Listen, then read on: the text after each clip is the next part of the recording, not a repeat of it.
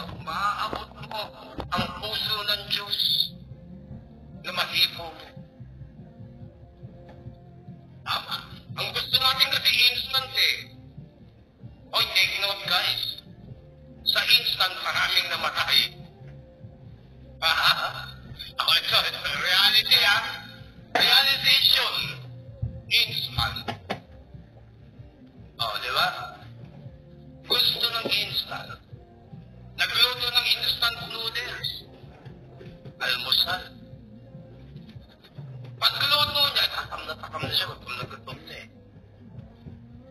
Eh, yung instant noodles, di ba mahaba yun? Hindi pa niya dahil sa gutom, sinubo niya na isinubo ngayon. Ayun. Nakabilahukan. Eh, wala pa naman tubig sa harapan.